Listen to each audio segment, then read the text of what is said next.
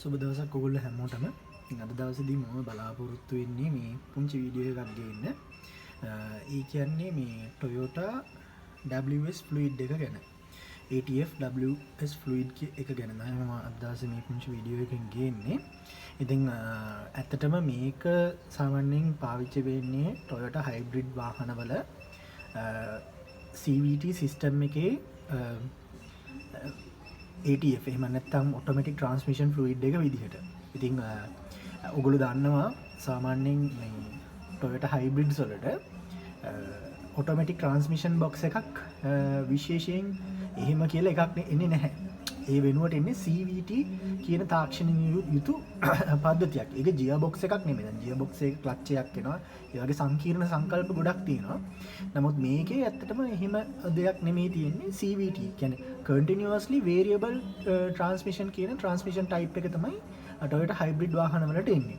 එතකොට ඒකිනුත් විශේෂයෙන් මතක් කරන්න ඕන පරණ hybrid නොවන සමහරක් වාහන තියෙනවා CVT පද්ධතියක් එන.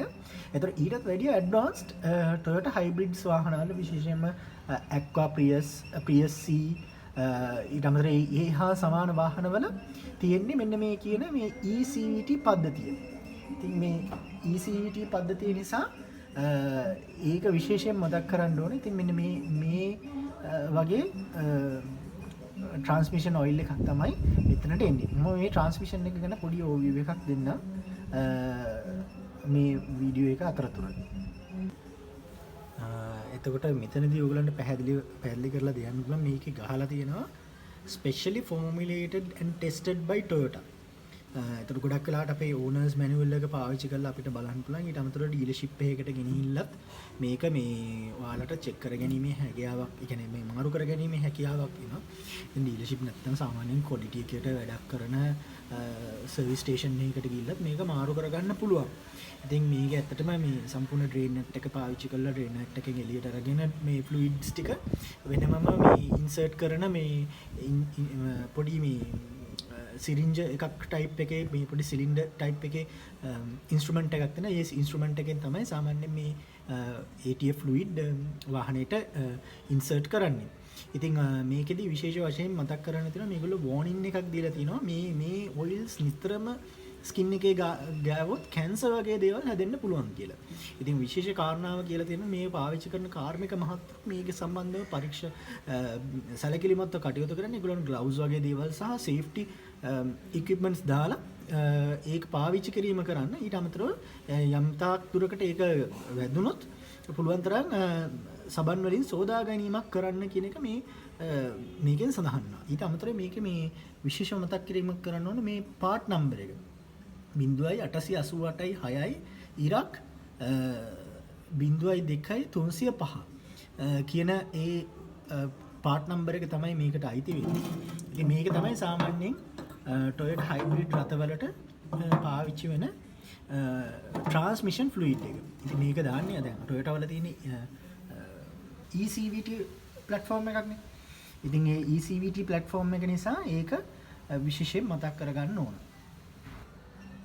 ඉතින් මේකේ service interval ගැන සාමාන්‍යයෙන් අපි අපේ මේවල බැලුවම මේ කියන්නේ user manuals වල බැලුවම ලොකුට සඳහන් වීමක් නැහැ කියන තත්ත්වයක් තියෙනවා. ඉතින් සාමාන්‍යයෙන් කිලෝමීටර්ස් 45000ත් 65000ත් වගේ කාල සීමාවක් ඇතුළත මේක මාරු කරොත් හොඳයි කියන එක තමයි සාමාන්‍ය අදහස.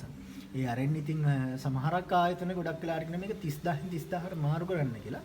ඉතින් ඕකට මම විශේෂයෙන්ම කියන්න තියෙන්නේ ඕකට කලබල වෙන්නේ නැතුව ඕගොල්ලෝ සාමාන්‍ය හැම සර්විස් එකකදීම වතා චුට්ටක් විතර ඔයගොල්ලන්ගේ යන සර්විස් ආයතනයෙන් මේකේ මේ අර ක්වොලිටි එක ටෙස්ට් කරන්න පුළුවන්. පොඩ්ඩක් යටින් චෙක් කරලා ඒ ක්වොලිටි එක ටෙස්ට් කරගෙන සාමාන්‍යයෙන් ඒක මේ ටිෂු පේපර් එකකට දාලා ඔයගොල්ලන්ට බලන්න පුළුවන් මේ ඒක අර සාමාන්‍යයෙන් මේකේ මේ ෆ්ලුයිඩ් එක රතු පාටයි. ඒ රතු පාට නැතුව ඒක වෙනස් විදියකට මේ පොඩ්ඩක් කළු පාටට වගේ හිව් වෙලා තියෙනවා නම් ඉතින් අන්න ඒ වගේ වෙලාවක මේක මාරු කරගත්තා නම් හොඳයි. ඉතින් සමහරක් වෙලාවට ගොඩාක් වෙලාවට කිලෝමීටර්ස් 70000 80000 වගේත් මේක දුවපු මේ යූසර්ස්ලා ඉන්නවා. ඉතින් මම නම් සාමාන්‍යයෙන් 60000කට වගේ තමයි මම යූස් කරන්නේ. ඉතින් මම කියන්නේ මම කරන විදිහටම කරන්න ඕන කියලා.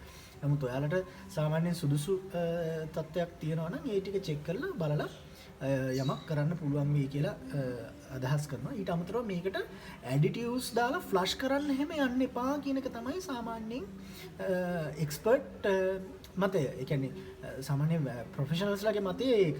ඉතින් ඒ දේවල් ටිකක් එක්ක පොඩ්ඩක් දාලා පොඩ්ඩක් ඒ ටික චෙක් කර ගැනීමක් කර ගැනීම තමයි තියෙන්නේ. ඉතින් ඒ කටයුත්තත් එක්ක අද දවස් දෙන වීඩියෝ එක අවසන් කරනවා. ඉතින් ඊළඟ වීඩියෝ එකනොත් මම බලාපොරොත්තු වෙනවා ඔයගලන්ට සම්බන්ධ වීමක් කරන්න. ස්තුතියි.